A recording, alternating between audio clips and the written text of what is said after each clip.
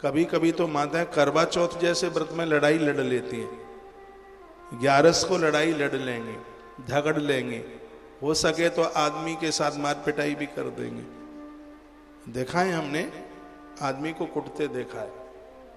तो फिर वो व्रत करने से क्या होगा? तो आंख में यदि दुख भरा आंसू भी आ गया तो उपवास खंडित हो जाएगा, व्रत खंडित हो जाएगा। तो यहां बड़ी अद्भुत बातें कही जा रही हैं। कहा गया स्त्री को प्रसन्न चित्त होकर के, बहुत खुशी के द्वारा अत्यंत प्रसन्न होकर चतुर्थी तिथि को प्रातःकाल उठकर नियम पूर्वक गौ व्रत आरंभ का संकल्प करे। प्रातः काल से सूर्यास्त तक, जब तक गैया मैया चरने को गई है, जब तक वो गांव में लौट करके न आ जाए, तब तक वह अन्न और जल ग्रहण न करे।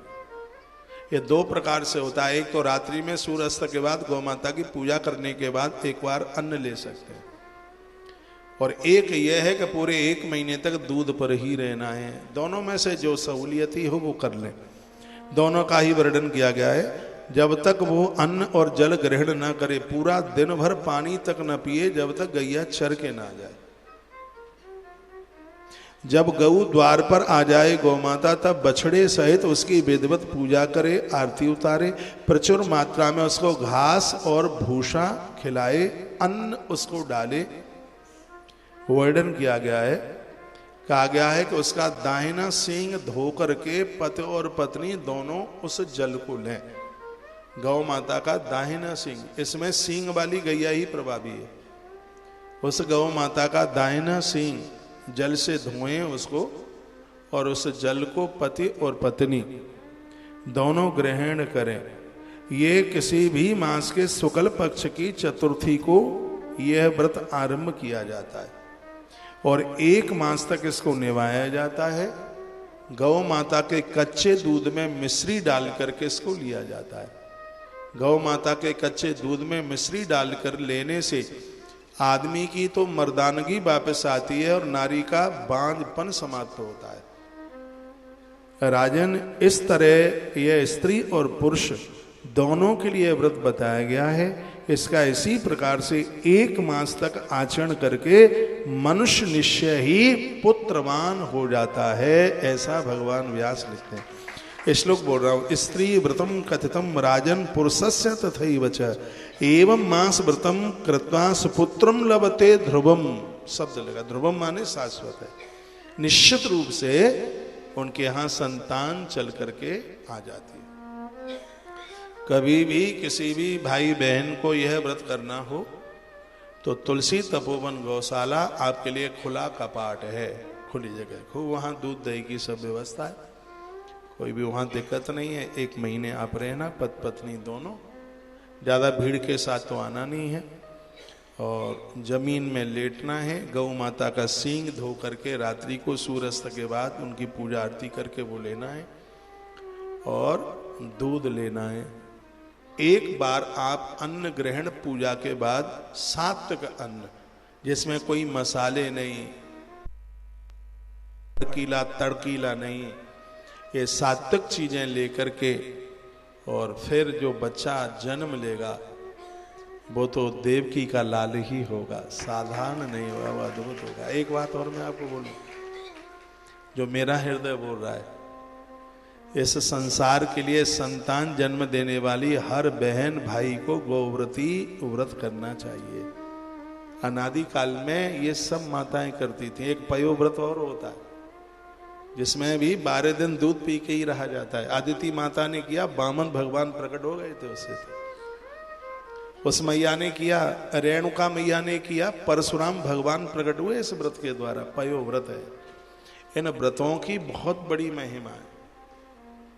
एक कल, आज या कल आप सुनेंगे पुण्यक व्रत और है एक, जिसमें पुण्य बढ़ते हैं बहुत ज्यादा। इन व्रतों की बड़ी महिमा का वर्णन किया है।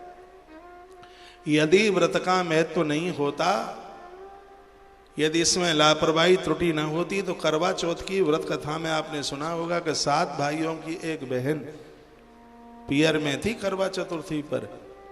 तो बहन को परेशानी वो देख नहीं पा रहे थे, तो भैया ने चलनी में दिखा दिया चांद दिया जला करके।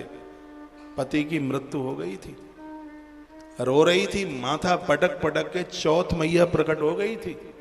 उसने कहा कि तूने मेरा व्रत खंडित किया है और 1 वर्ष तक तू अपराध, 1 वर्ष तक इस अपराध का प्रायश्चित कर, मैं तेरे पति को जिंदा कर दूंगी। 1 साल तक उस बहन ने जल तक नहीं पिया और वह अपने पति के प्राणों की प्रतीक्षा में व्रत करती रही और परिणाम यह था कि अगली करवा चौथ आई, उसका पति जिंदा हो गया। भविष्य पुराण की कथा है ये। कुछ वक्ता लोग कहते हैं कि ये कथा ही नहीं है, बस वहां करवा चौथ नहीं, वहां करक चतुर्थी लिखी है उसमें। अब उनको तो करवई चौथ लिखी मिले तब ही माना जाएगा, वो उसी का ही दूसरा नाम है करक चौथ, करक चतुर्थी है वो। तो ये कथा, ये चीजें ना हो तो फिर कौन पूछेगा इनको, कौन। एक पूर्णिमा का व्रत बड़ा अद्भुत है। भगवान कृष्ण ने 32 पूर्णिमा की कथा अपनी मैया यशोदा को सुनाई थी। यशोदा मैया की मौत नहीं हुई, शरीर सहित गई थी भगवान के धाम। नंद बाबा की मृत्यु नहीं हुई, शरीर सहित गए थे। वसुदेव और देवकी माता शरीर सहित, रुक्मिणी मैया शरीर सहित भगवान के धाम को। रुक्मिणी मैया ने भी 32 पूर्णिमा का व्रत किया था। ये सब चीजें होती हैं, ये मन गढ़ंत नहीं है। मैं तो कहूंगा इस ग्रंथ में लिखा हुआ है कि बुढ़ापा आवे, रोग आवे, मौत आवे, उससे पहले ये सब काम करके फुर्सत हो जाइए।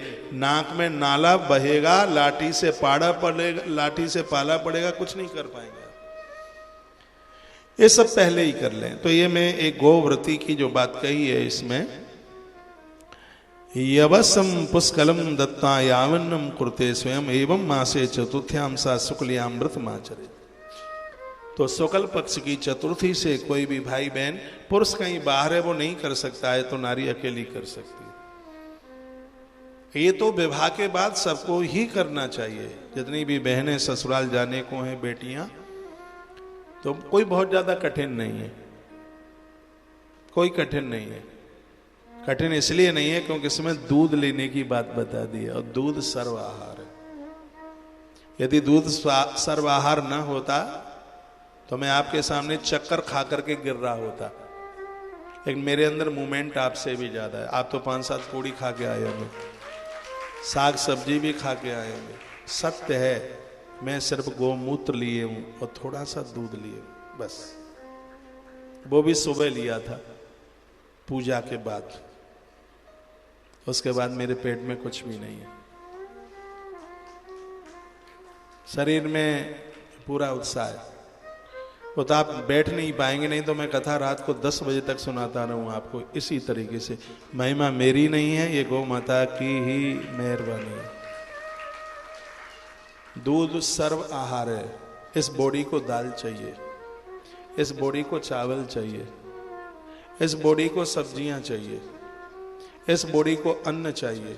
ये चीजें ना होंगी तो शरीर के पार्ट्स अपने अपनी जगह से हिल जाएंगे। हम तो 7 साल में भी स्वस्थ हैं। क्यों? इसलिए क्योंकि दूध सर्व आहार, दूध में सर्व आहार, जितना भी आहार है वो आप कभी खा भी नहीं पाते हैं, वो भी उसमें मिल जाता है। आप दालचीनी रोज नहीं ले पाते, बॉडी के लिए जरूरी है। आप खरबूजे के बीज नहीं ले पाते रोज, बॉडी के लिए जरूरी है। आप तेज पत्ता नहीं ले पाते, बॉडी के लिए जरूरी है। आप पीपल नहीं ले पाते, पीपल और आती है मसालों में, बॉडी के लिए जरूरी है। कल मैं पढ़ रहा था, काली मिर्च हर शरीर के लिए जरूरी है, लेकिन सब लोग नहीं ले पाते। उसकी पूर्ति कहां से हो जाएगी? जितना भी कुछ है सबकी पूर्ति हो जाएगी गौ माता के दूध से।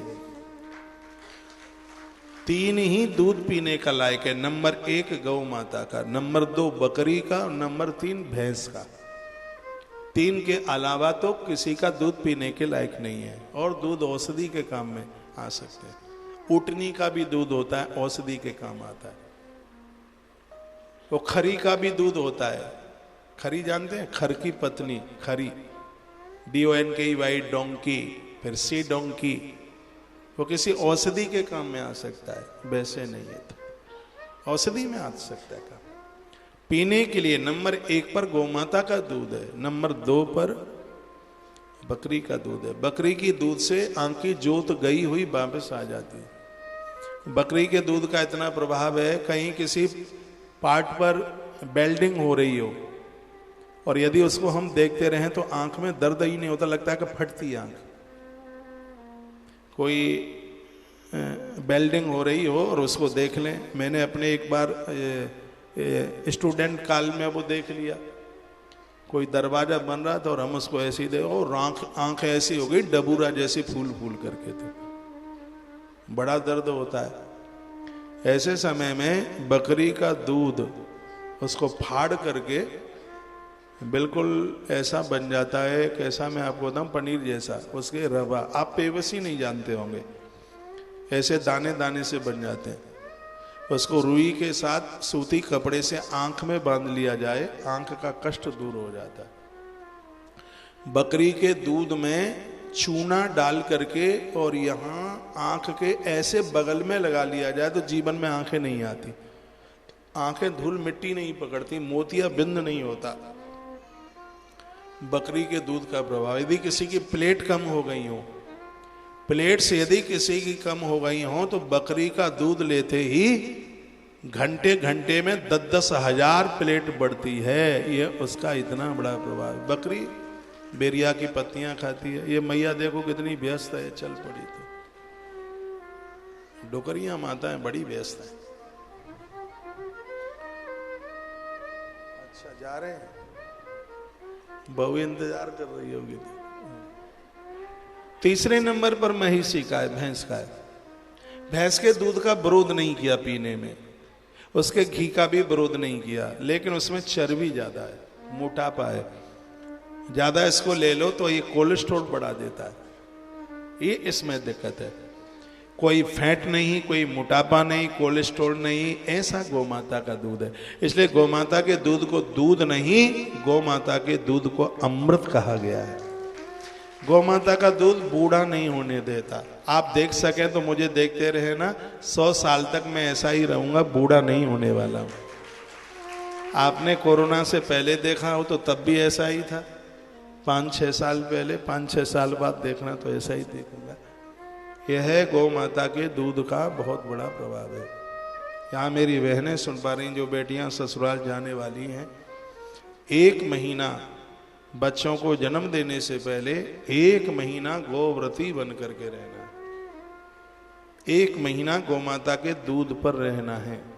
गौ माता का दाहिना सींग, उसको जल से धो करके वह जल लेना है, गौ माता की आरती उतारनी है, उसकी परिक्रमा करनी है और रात्रि को गौ माता की आरती करने के बाद ही यदि एक बार अन्न लो तो रात को आरती के तत्पश्चात लीजिए, धरती पर सोइए। 1 महीने की ही तो बात है, उसका एक बहुत बड़ा चमत्कार हो जाएगा, बहुत बड़ा इसका प्रभाव हो जाएगा।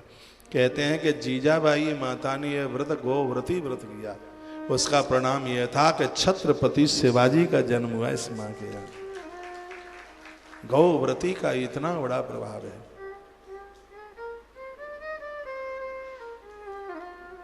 बोल बांके बिहारी लाल की जय हो, श्री हनुमान महाराज की जय हो, जय जय श्री राधे श्याम।